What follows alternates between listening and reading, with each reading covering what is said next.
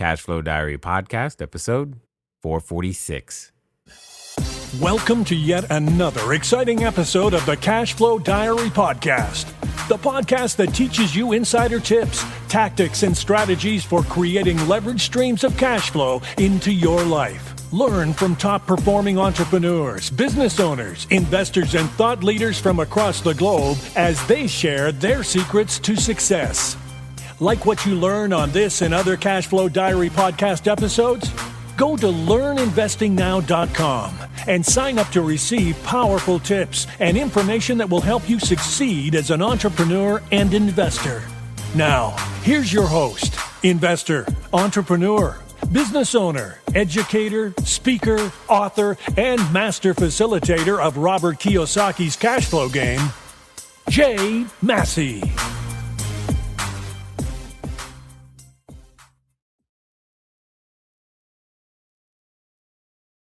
All right, ladies and gentlemen, welcome to another episode of the Cashflow Diary podcast. I'm your host, Jay Massey, and I'm glad that you're here today because we're going to talk about something that's near and dear to a lot of our hearts and, dare I say, wallets? I mean, for those of you who actually still have a wallet, which is an interesting concept and question and change in and of itself, because one of the things that your business needs, one of the things that you require in order to function on this planet, we need, well, currency or money, as some people have been known to call it. And today's guest is going to help you and I with that. Why do I say so?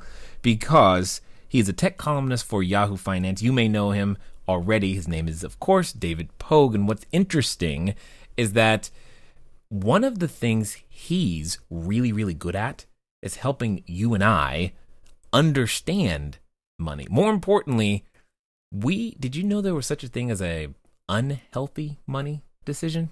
You're like, yes, Jay, I've made plenty of them. Okay, got it. So maybe he has the cure and we can listen to write down this prescription. So I know this is going to be one of those times where you're going to want to make sure that you pay attention and listen more than once.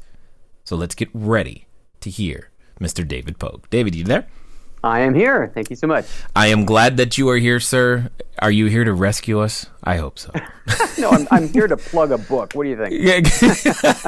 Either way, we'll take it because I'm guessing inside the book there's something that will help us. I bet there is. Got it. So this being your first time here, I have to ask you the same question that I tend to ask everybody the first time that they're here. You ready? Yeah. All right. I tend to look at today's entrepreneurs a lot like yesterday's superheroes. You know, Batman, Robin, Wonder Woman, the Hulk, etc. And I think entrepreneurs and superheroes have a ton of things in common. Chief among them is that one of the things that happens is we as entrepreneurs, occasionally we get dressed up. Maybe we put on a cape and some tights and we feel like we're flying around town. But at the end of the day, we are saving our customers and rescuing them and helping them with our product and service. However, also, like superheroes, entrepreneurs have a beginning. If you think about it, like Spider-Man, he was really just kind of a college student and taking some photos, trying to make ends meet. And then something happens, and then he gets to choose to use his special ability for good or evil. And then we know him as Spider-Man. So my origin story, in other words. Exactly.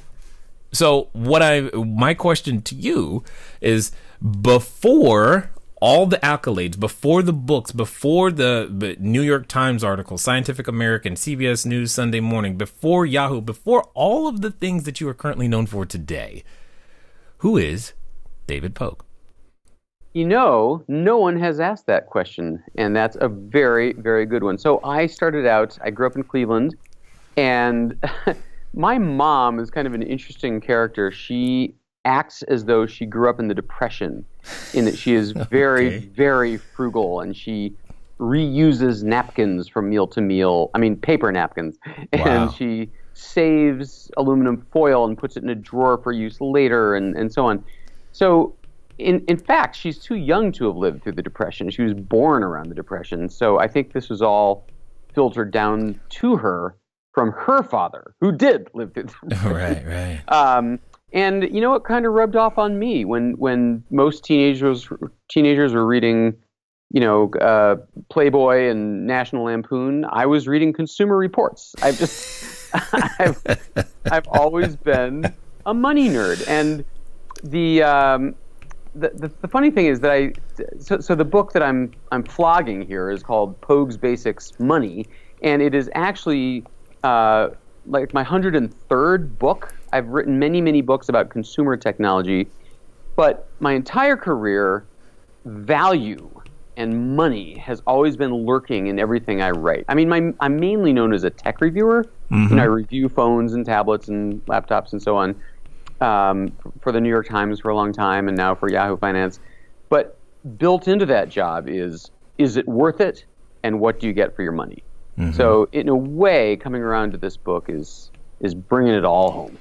Got it. I get it. And just so you know, I am an Apple fanboy, and I don't really care if it's worth it. It's just something I've continually purchased over and over again. But I'm sure you have an opinion on that. Part of the cult. What's that? You two are part of the cult. Yes, there it is. And I happily admit it. I know. But I just want to make sure I heard this correctly.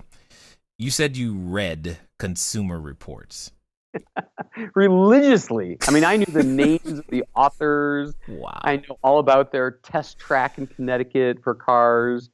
You know, it's an amazing newspaper. It's an amazing magazine. You know, they buy. I'm sorry. I'm chuckling because no one's ever like, you got to read Consumer Reports. But go ahead. It's money porn. Okay. You gotta. They're the only people who do this. They buy everything they review at retail. Like if they're going to review a car, they buy the car. I mean, nobody does that. Usually the company just gives you a loaner. That's how I've worked for decades. But no, they buy everything, just to rule out the chance that, they might have a conflict of interest there, that they might be biased because they got a fancy car to drive for a couple weeks. So I've always admired that. I get it. But I mean, I can think of like maybe 2 times where I've picked up Consumer Reports and I was looking for something specific. After I found it, that was it. I didn't really read. So I didn't even, I'm like, it's like, are you reading it for the articles? I don't even understand because that's a whole different level. But that's the thing is each of these articles covers something that, I started out as a Broadway conductor. I didn't even get to that part, but I was a musician for 10 years out of college. I played in orchestra pits on Broadway. And even then, I was reading these articles that had no application to me.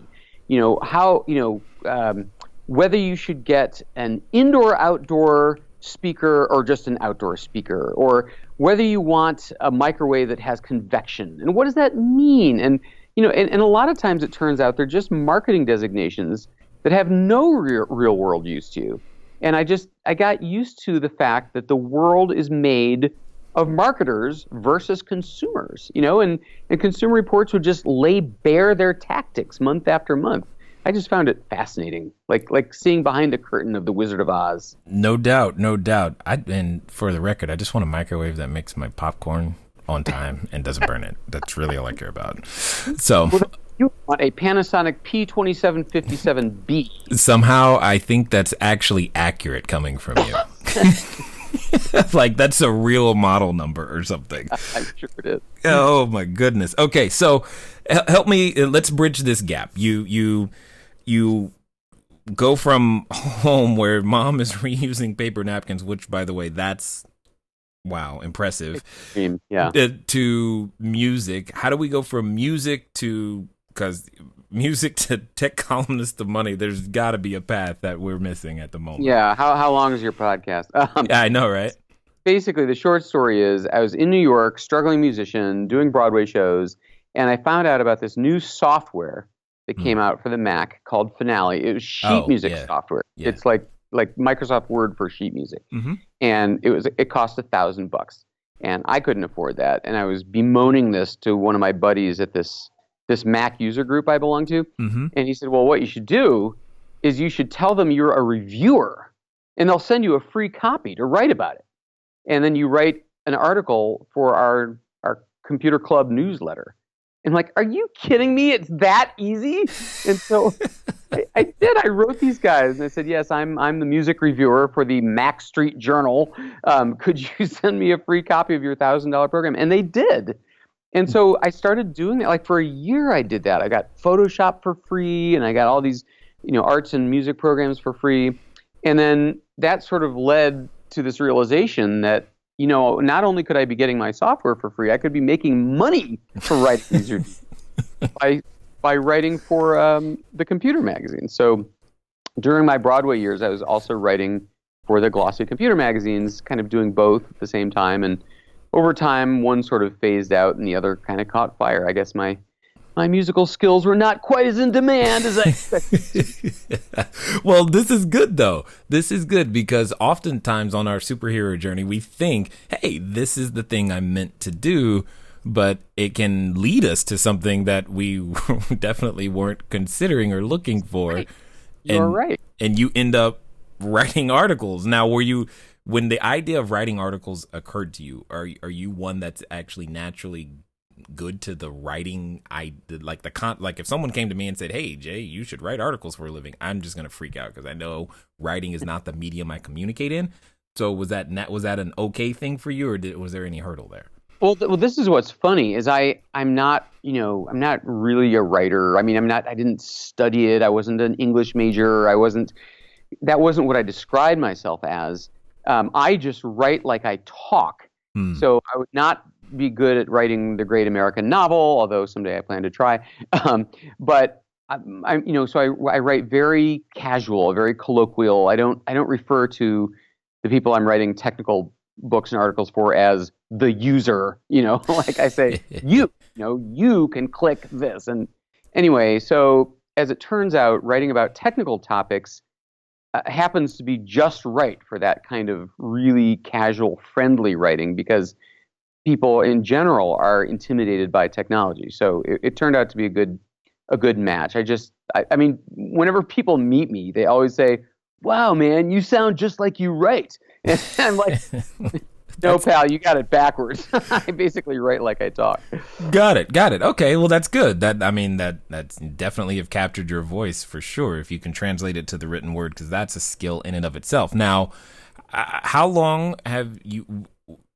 But the book is not about writing articles. It's about money. So you're saying something was in the background all the time when this concept of value. Expound on that for me, if you will, a little bit, because how does value play into what you're doing, but more importantly, how we can get more bang for our buck? Well, I love telling this story because it makes me look like a genius. but basically, it went like this. So I'm that guy who's standing behind you in line at the store, and I see how many steps you are taking to unlock your phone, or I'm in the movie theater and glaring at you because your phone is ringing in the movie, and it takes you like 11 steps to shut it up. You pull it out of your pocket, you unlock it, blah, blah, blah. So I am the person who's always leaning over and saying, "Excuse me, there's a much better way to do that, right?" Like, I'll never forget, I was watching a piano recital for one of my kids, and at the end of the piano recital, they said, "Now we'll have to take a picture of all the young piano players." And everybody, all these husbands and wives pulled out their phones to take pictures of their kids. And this one lady had an iPhone, and she unlocked it, swiped, put in her password, went to the home screen, scrolled through to find the camera app, opened it, and by that time she'd missed the moment. Like, the kids were gone. And you can open the camera right without even unlocking it, don't you? So anyway, the bottom line is, years and years and years ago, I wrote a story for the New York Times about these 10 things like that I think everybody ought to know and is supposed to know, but doesn't know. Just simple things that your technology does that people seem to miss. Like, did you know on your phone, at the end of a sentence, you could hit the space bar twice instead of fumbling for the period? Right. Well, a lot of people don't know that. I'd say over half do not realize that will give you the period, the space, and then auto-capitalize the next sentence. So anyway, and people are like, "Oh my God, I never knew that." And how could they know that, right? Like, there's no driver's ed for technology. There's no government pamphlet that sets out they don't teach it in schools. So how are you supposed to know how to use your tech? So I did a talk at the TED conference, one of the TED Talks in 2013 that had I sort of performed 10 of these things that you think everybody would know. And everyone was like, what? I didn't know that. And so I realized there's this huge gap. And so I did a book on it called Pogue's Basics. And that was 2 years ago. And this was 200 of these things all in one book.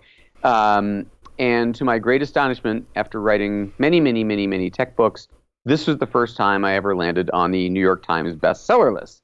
So when you do that, your publisher calls you back. And they say, let's talk about a sequel. So then last year, I came out with a sequel called Pogue's Basics Life. And this book is life hacks, like cool stuff about the world and things you're using wrong. And, the classic one, and you probably know this one, Jay, but I'd say half people don't, that when you pull into a gas station, and let's say you're in a rental car, you don't need to guess which side of the car the fuel tank is on. Because on your dashboard, on the fuel tank, is a little picture of a gas pump with an arrow pointing either to the right or to the left, and that's supposed to tell you which side of the car has the gas cap. And a lot of people don't realize that, and they go circling around the islands of the gas station trying to figure it out. So anyway, that was Pogue's Basics Life, and then just now came out with Pogue's Basics Money, which takes the same approach, individual little info bits that people don't realize that in this case can save or make you money. Just money we're leaving on the table all the time. Travel and food and clothing and human interaction and groceries and movies and everything else. Okay, so this is good. This is I'm excited, and I actually didn't know the gas tank thing. My wife did, and she told me. That's how I learned it. And she's always full of that stuff. So, and I just but now that it's so helpful now that I know it, because it's like, oh, okay. I haven't gotten it wrong since since then. So it's pretty cool. But well, here's one you can try out on your wife so that you can lord it over her for knowing it. Give me one, please. Here's another one of my favorites. Did you know that when you're on the highway, those green signs that say, Los Angeles next 4 exits or whatever, the little green sign above the highway sign that tells you the exit number, like it'll say exit 27 Sacramento or whatever, the little one that says exit 27 is either on the right side or the left side of the big sign, and its placement tells you which side of the highway the exit ramp will be on. No. Yes. So if it says exit 27 and that's on the left side of the Sacramento sign, then the exit will be on the left. Yeah. Yeah, this is going to be great. I can't wait. You'll have a good dinner time conversation tonight. Right, totally. It's gonna be like one of those, how did you know this? You see, this is why you got to have a podcast, Tony. It's great. You meet great people who know great things. So money is definitely something that we, use every day and sometimes misuse. You have this concept of unhealthy money decisions. Could you explain what those are for those that may not have made any of those yet? All right, everybody. Thanks for listening, and I'm glad that you are enjoying what you are hearing thus far. But here's one of the things that's really important. One of the most important things that you can do is get started. One of the things that I've said before, and I say again, once you get started, stay started. But more importantly, there can be lots of roadblocks to getting started. So what we're going to do is we're going to remove one of those roadblocks for you and make it a little bit easier. Because the thing that I don't want to stop you is thinking, do I need a local number? How about a long distance number? Or should it be 800? How on earth am I going to make that happen so that people can contact me as I'm out there building my business, making my cash flow grow? But most importantly, understanding that it doesn't have to be difficult. Many of you may know, but if you don't, there's a company out there by the name of Grasshopper. And what I want you to do is I want you to go over to trygrasshopper.com/cashflow diary. Grasshopper is the entrepreneur's phone system. It works like a traditional phone system, but requires no hardware to purchase, no software to install. It's just a number that flat works. So if you are out there building that distributed workforce across many different locations, it's a way for you to still go out there and make your number be unified, simple, easy to use, something we've been using for quite some time. So again, go over to trygrasshopper.com/cashflow diary. Now, let's get back to the rest of the story.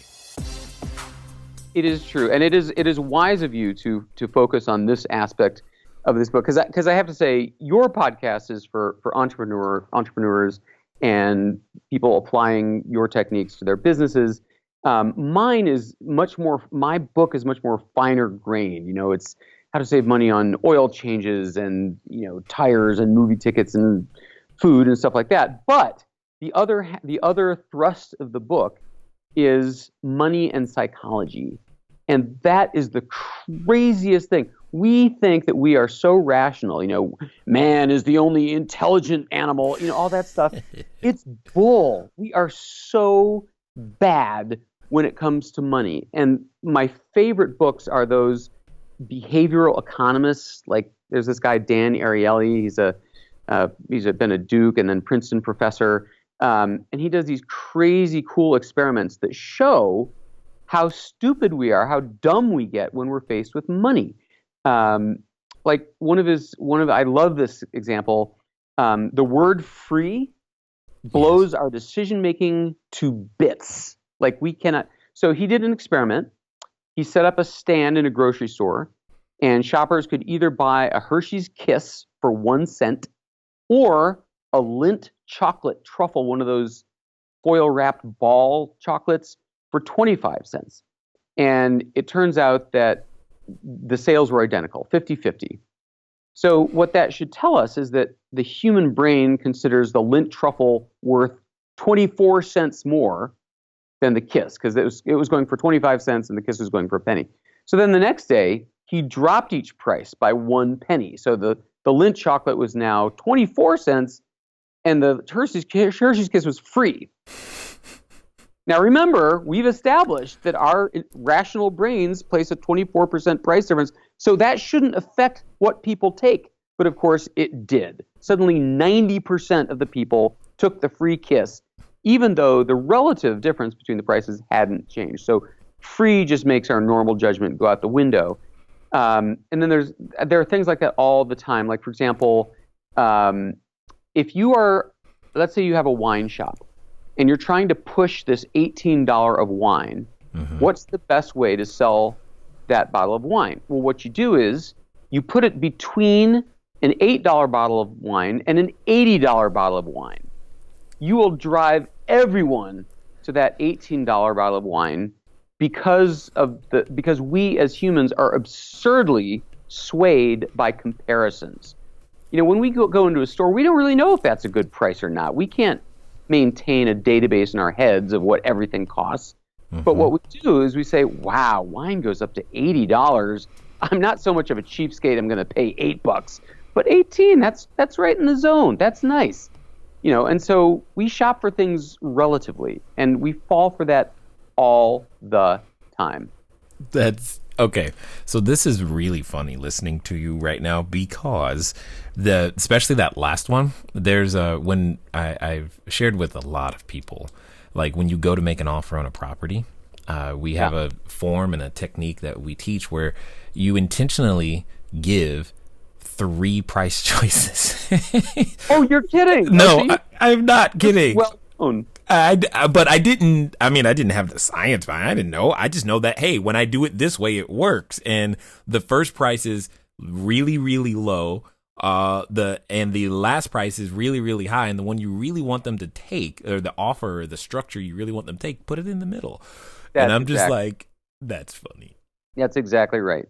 And this crops up all the time. Somebody did a survey when they asked, would you rather take a $50,000 a year job at some company where you knew that everyone else there is getting paid half as much?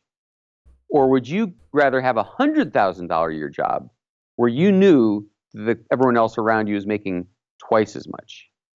Now, a rational person would say, well, I'd take the $100,000 because that's worth more. But most people taking the study didn't think they could bear to know they're earning half as much as everyone around them. They'd rather take the $50,000 job and know that they're earning double their peers. I mean, it's insane, but that's how we work. We're super, super comparison based. Okay, so do we have any shot at making a healthy money decision? Let's just reverse this question. Let's just change that around. Well, yeah. So, I mean, the first thing is to become aware. In fact, that's probably the only thing, is to become aware of how we're manipulated through these built-in biases. I mean, that's the main thing. Once you know this, you will see it everywhere in your life.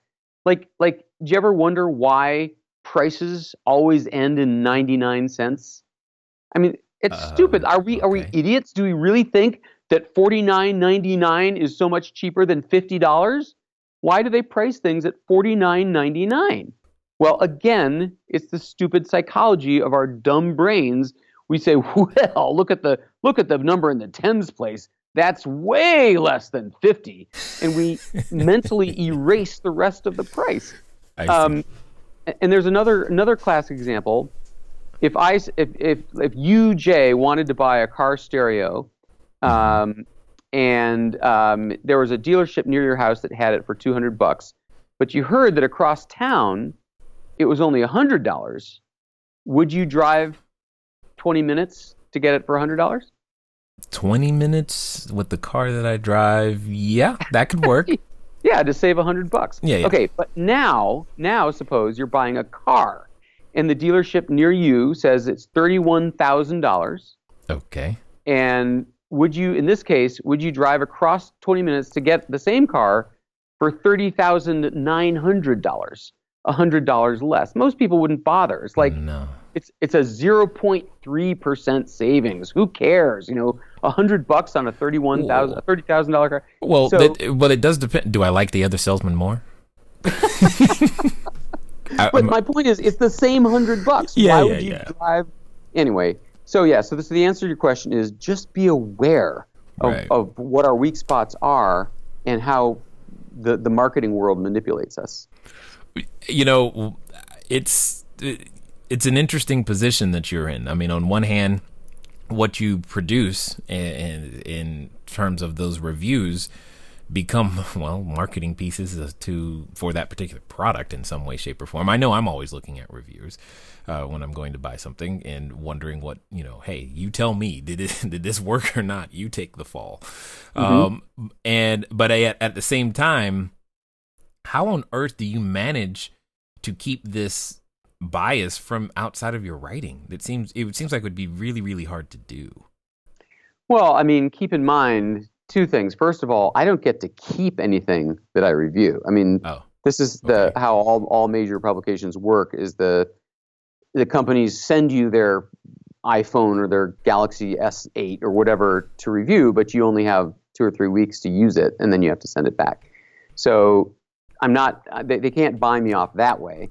And the other part of it is that, remember, my job is not to tell you to buy something, it's to tell you whether to buy something. So, by all rights, half of the stuff that I review, I'm saying don't buy it. You can do better. So I wouldn't say they always are so thrilled to use my reviews as marketing pieces. Don't send it to him. Don't send it to him. Send it to the other guy. That's happened. Oh my gosh, I'll never forget. There was one guy who was so upset with my review that company never sent me anything to review again. It's like really childish. Okay, I got it. I get it. All right, so when it comes to the ideas of entrepreneurs and their money, or just money in general, what are some of the things that let's identify what you would call some of those unhealthy money decisions for those who may not who are wondering, they just may not know if they're making any of those or not. Well, I think one key thing is that one way to guard yourself against making a bad decision, if it's a big expenditure you're thinking of making, whether it's an acquisition or a refrigerator or a hot water heater, whatever. A lot of psychologists refer to the 30-day cool-off rule. Now, I'm not talking about a piece of real estate that might be sold out from under you. I'm talking about, a TV or a cocktail dress or a timeshare condominium. Mm-hmm. There's a huge satisfaction that you can just taste that you'll get from buying it right now. But if you're able instead to open your phone's notepad and write down the name of the thing, the price, and the date, and then let it sit there for 30 days. An amazing thing happens. First of all, in those 30 days, you will have time to research that thing and find out if there's a better price or a better model, or you'll find out from other people that it was a ripoff. But more important, you've let the temporary aspects of that impulse buy evaporate. The way it was set up in the store with the good lighting and the exclamation points and the 99 ending of the price and the temporary craving. I mean, I'm sure you've heard that people buy twice as much at the grocery when they shop hungry. I'm not allowed to go anymore. If you've just eaten, you'll buy a lot less. So it's the same thing. So if you just allow yourself 30 days or even 2 weeks to let that thing cool off, it's amazing how much less you'll spend in a year than otherwise. Another common tactic is to perform the dollars to hours conversation in your head. And again, these are sort of more consumery tactics. Yeah, but I think I'm going to like this next one. We, as a species, are terrible at comprehending big numbers. So you can probably picture 5 water balloons. Sure. But can you actually picture 5,000? Can you picture 50,000? Can you picture 5 million? No. You really can't. So I don't like balloons, but yes. Oh, and don't get me started on clowns. Right. There we go. So we can understand like 3 children or $45, but once numbers get into hundreds or thousands, forget it. We can intellectually compare them, but we can't picture them. So when you're considering buying something, personal money advisors suggest convert its price into the time it would take you to earn it. So if you make $40 an hour after taxes and you're considering buying something that's $400, you say, well, I would have to work for 10 hours to pay that back. And that makes the $400 price tag more personal, more real, and it gives your brain a chance to really comprehend its costs. My wife, who's the most wonderful human being in the world. I don't care how much you like your wife. As you should. But she does make fun of me for this obsession I have with deals and beating the system. And one time she pointed out, what is your fixation with going to the library every time you want to read a novel? Why don't you just buy it like a normal person? I mean, in paperback, the book's $9. What's your deal? And I said, well, come on, that's $9 I don't need to pay. I can go to the library. And she said, but you pay $11 to go to a movie. I'm like, yeah. She goes, well, how much pleasure does that bring you in time? I'm like, well, most movies are like an hour and a half or 2 hours. She goes, right.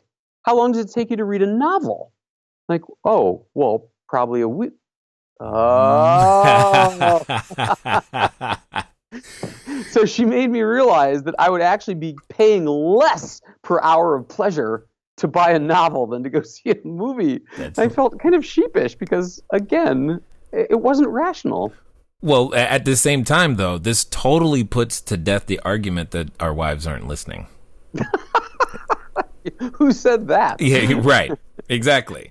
So yeah, she catches me all the time with this stuff. But yeah, and I like the way you think because I do the same thing, and annoyingly to my wife at sometimes, because I will negotiate just because I feel like I should, and it's kind of what I do. To the point to where, I mean, and here's so you gave me one, I'm gonna give you one right now, and everyone listening is the next time if you go to Starbucks or any fast food or retail establishment, they're all trained to ask you one question at the end, and that question simply being, would you like anything else? Right. And if you respond to that with the following words and a smile at the end, you'll be surprised. And you just simply say, yes, a 10% discount, please. Oh.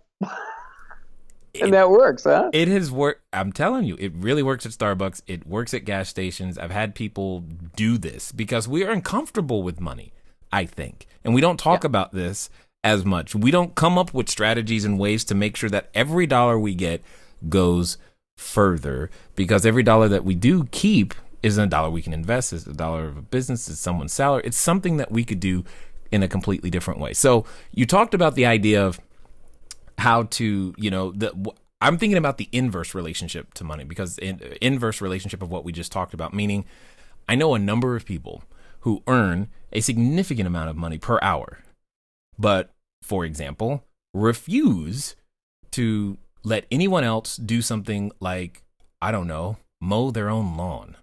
Oh. And I'm like, that, to me, that feels backwards. So who's right, Dave? That is backwards. I mean, that's irrational. I mean, we are irrational beings, and of course, nothing that I've said talks about emotional satisfaction.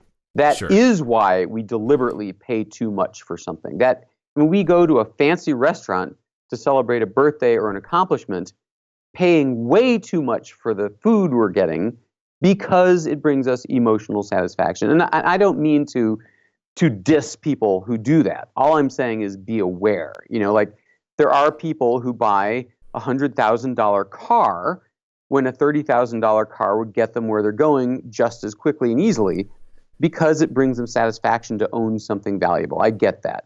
But all I'm saying is don't be tricked into it. And I have to say that 10% thing, I should not have been surprised, because there are two of the tips in the Pogue's Basics Money book are exactly that. And one is your cable TV and internet. It's a pretty well-known trick that if you call them and threaten to quit, like I'd like to discontinue service because I'm going to get all my TV off the internet and Netflix and so on, that the first thing they'll do, every one of these cable companies, is they will hand you off to a customer retention specialist. That's a person whose sole job is to talk you out of it by giving you a discount. So your listeners today can call their cable companies and get $40 or $50 a month off their bill just by threatening to quit. But what I didn't realize that's not quite as well known a trick is that you don't have to pretend. You don't have to say I'm going to quit. You can just call up and say, look, I've been a subscriber for 8 years, and new members you're giving these big discounts to, and people who threaten to quit you're giving big discounts to. Couldn't you give me the same discount? And they will. They will. You just ask for it. And same thing if you're in credit card debt. I don't know if you're aware of this, but 40% of Americans right now are carrying a balance on their credit cards. They don't pay it off every month. And the average amount they're carrying is $9,600. I mean, people are really in debt on their credit cards, and they're paying, 15, 17, 21% interest on that balance. It's a hole that's hard to dig out of. But what you don't realize is if you have your act together, you can call the credit card company and ask them for a break. You can just say, look, I plan to be employed again by September. I'm looking for a job. I plan to pay you back in these installments. Can you help me out and cut it down to like 5% interest or something like that? And they will play ball with you. They don't want you to file for bankruptcy.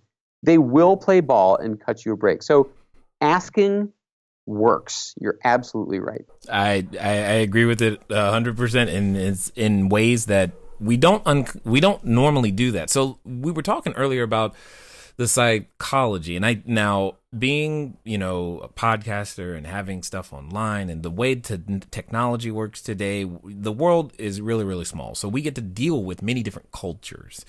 And is it me, or is it that other cultures seem to have a better handle, other than Americans is what I'm referring to, have a better handle on being willing to talk about money and asking for discounts? Because I promise you, anytime I go overseas, it's negotiation central everywhere I go. You're absolutely right. I mean, Asia and the African continent and any places but the big cities, really, haggling is very common and expected. There's the funniest scene I've ever think I've ever seen is in this Monty Python movie, The Life of Brian, where the hero is being chased by an angry mob, and all he wants to do is buy a fake beard and mustache from a marketplace guy who's selling fake beards and mustaches. And he's desperate. He's about to lose his life. And he goes, quick, quick, how much for the fake beard? And the guy says, oh, that's 50 shekels. And so the hero hands over 50 shekels. He goes, okay, here you go, quick. And the salesman says, no, no, no, you're supposed to counter. You're supposed to say, oh, 50, that's ridiculous. I'll give you 20. And so the hero goes, okay, fine, 20, I'll give you 20. And the salesman says, 20? I've never been so insulted in all my life. That's absurd. It just goes on like this. But you just told me. Anyway, it's so funny. But yeah, so haggling and negotiation is really standard in less, developed metropolitan parts of the world. And the part that we're stumbling onto here is that it is actually possible in the United States as well. One of my readers wrote to me that every time he goes to a Best Buy and he's standing there with his toaster oven or his digital camera at the cash register, he'll say, listen, would you take $70 for it? He'll offer them $10 or $15 less than the price tag. And frequently they're like, let me ask the manager. And then they say, okay. So if you have the cojones to do it, it's more effective than you might think. On the other hand, I will say that what we're talking about in other cultures, being more aware of money in general, I would say probably not, because that whole haggling culture, that is using these same techniques that we do now. You know what I mean? They deliberately price that scarf higher than its value, knowing that. So when you negotiate for a piece of real estate, I mean, it's very common that the published price, as I'm sure you know, is higher than they expect the final sales price to be, because they want to set a starting place, a line in the sand to work down from. Right. So it's very, very smart. So if my house is worth $200,000, I can put it on the market for $250,000, and then I'm hoping that you will make an offer of, $220,000. And I can act like I'm being so generous. All right, tell you what, $235,000. When really I'm getting away with murder. That's the way it works. Yes.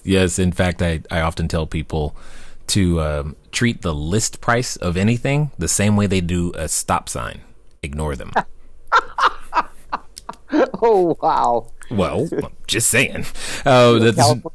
It's especially in California, right? Especially in California. And you brought up another category, though, in what we were talking about that I think is rapidly changing and ripe for this type of conversation, and that being the cars. Now, I will have to admit, I was the guy that I did have an Audi S8. It is a very nice vehicle, and it is in that category.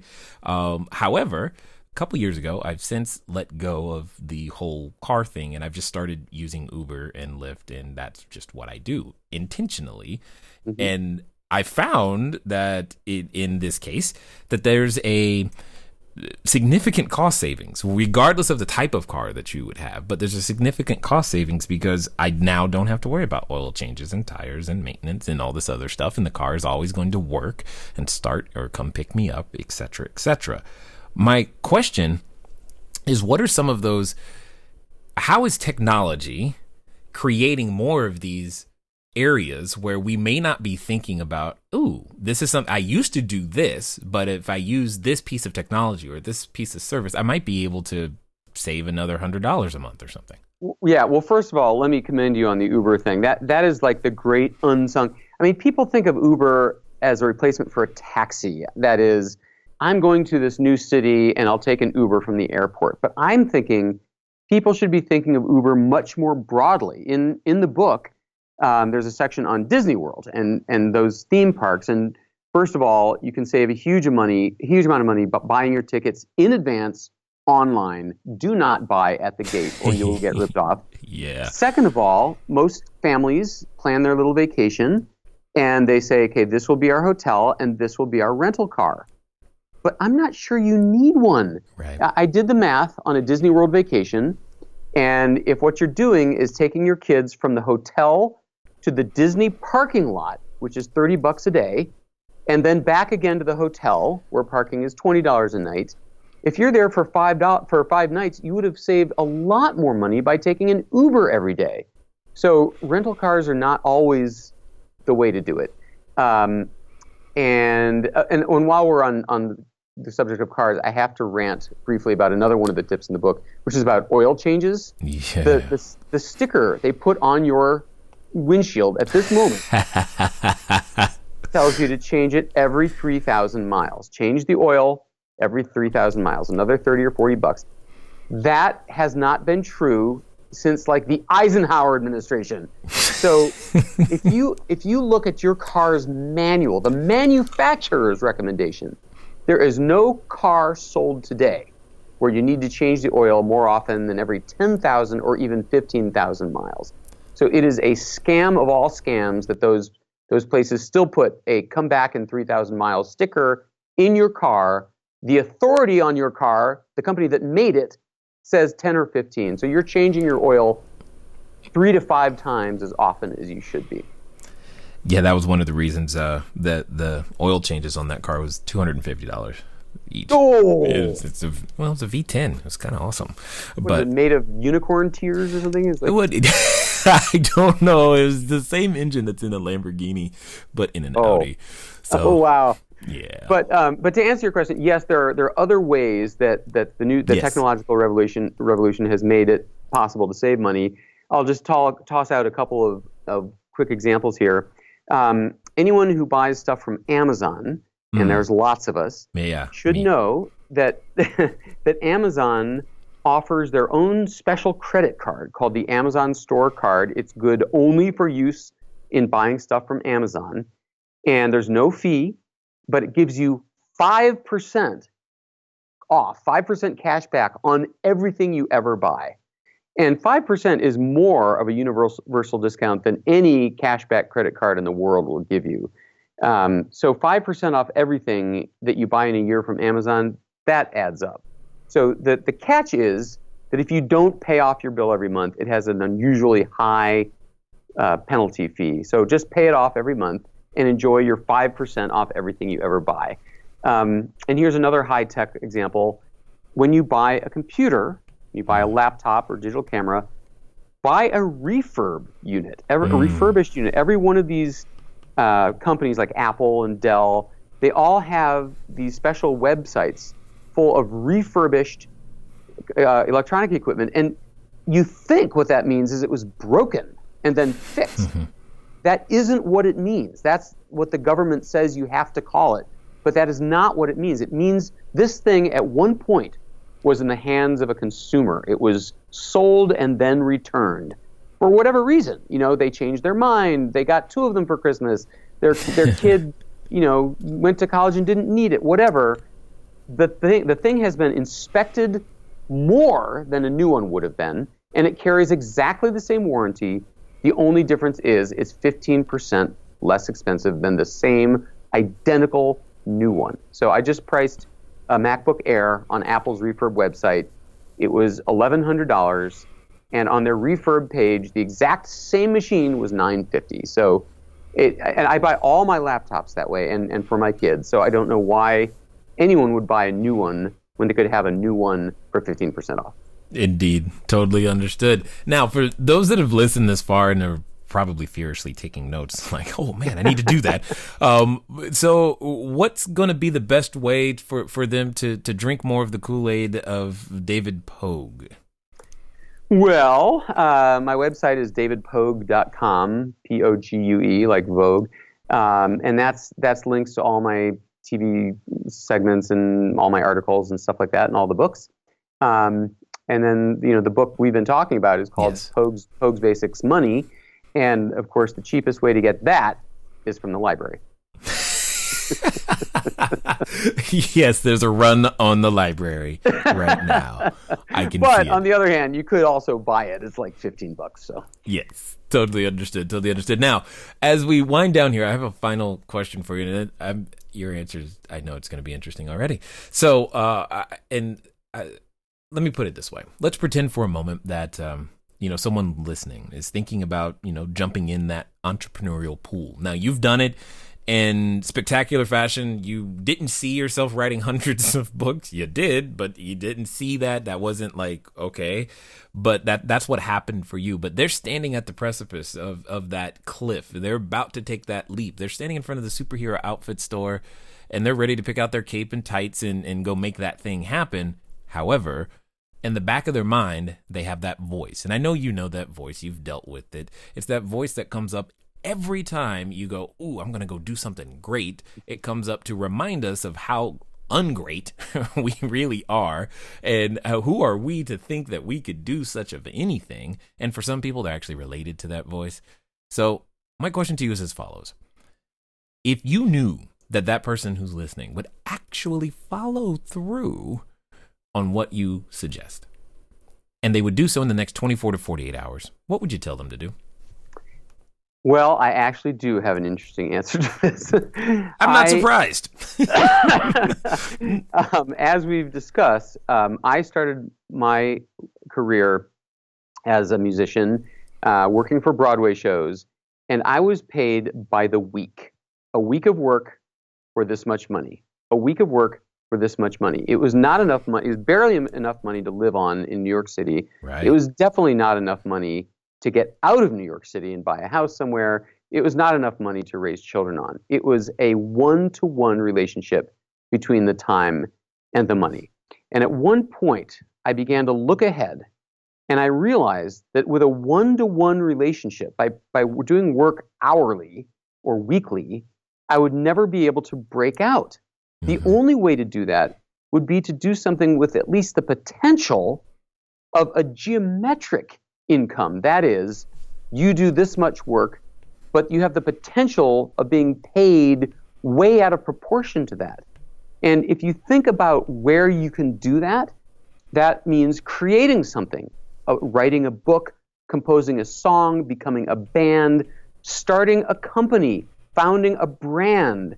Only those things have the potential for breaking out of the $1 per 1 hour sort of relationship.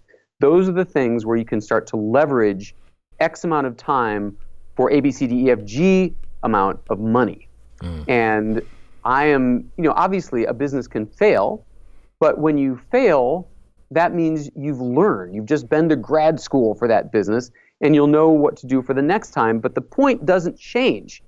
That if you are an entrepreneur, if you take the gamble, only that way will you ever break out of being somebody paid arithmetically instead of geometrically. And so that would be my advice to the person on the precipice. Only by taking the leap will you ever find out if you can really get past the drudgery of being paid per time slot. Love it a lot. I definitely appreciate everything that you've had to share with us. I think this might go down as the podcast where people save the most money. And we may have inadvertently increased librarian workload, but that's okay. and they'll deal with it. But nonetheless, I appreciate your knowledge, your insight, and your wisdom that you've shared with us today here at the Cashflow Diary. Well, it's been a real pleasure. Thank you so much, Jay. All right, ladies and gentlemen, you know what time it is. It's time for you to move at the speed of instruction. What does that mean? That means, well, you heard it from him. I've said it, but now you're hearing other people say it. You got to have, he called it geometric income. And I love that. Go over to davidpogue.com. Buy one book. Buy all of them. I don't know. You know the ones that you need. But here's what I do know. You all use money. And I heard lots of great tips. So it's Pogue's Basics Money. Go make that happen because you never know. Someone once said that, a penny saved is kind of like a penny earned. Well, it's been fun talking to you guys today. I look forward to talking to you soon. Until next time.